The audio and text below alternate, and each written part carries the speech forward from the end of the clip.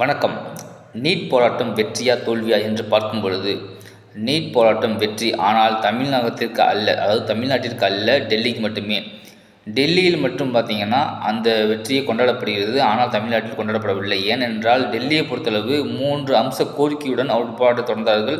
அந்த போராட்டத்தில் அவர்கள் வெற்றி கண்டுள்ளார்கள். அதாவது நீட் வினாத்தாள் கசிவிலிருந்து அதுக்கு பதவி விலக கோரி அந்த போராட்டம் நடந்தது. அதில் அவங்க பதவி விலகினதுனால அது வெற்றியாக கொண்டாடுறாங்க. ஆனால் தமிழ்நாட்டை பொறுத்தளவு பார்த்திங்கன்னா இந்த வெற்றியை நம்ம கொண்டாட முடியவில்லை. ஏனென்று கேட்டால் தமிழ்நாட்டை பொறுத்தளவு நீட் ரத்து செய்ய வேண்டும் என்பதே நம்மளுடைய கோரிக்கை. ஸோ தமிழ்நாட்டில் நீட் பேன் பண்ணணும், நீட் இல்லாத ஒரு தமிழ்நாட்டை உருவாக்க வேண்டும், தமிழ்நாட்டில் நீட்டை தடை செய்ய வேண்டும்.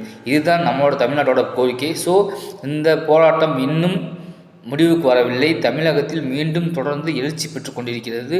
தமிழ்நாட்டில் தொடர்ந்து போராட்டங்கள் நடந்து கொண்டிருக்கின்றன. இந்த போராட்டத்துக்கு அனைத்து மாணவர்களும், அனைத்து கட்சியினரும், அனைத்து மக்களும் எல்லோரும் இணைந்து இந்த போராட்டத்தை முன்னெடுத்து தமிழகத்தில் நீட் தளர்வு செய்ய வேண்டும் என்பதை தாழ்மையாக கேட்டுக்கொள்கிறோம்.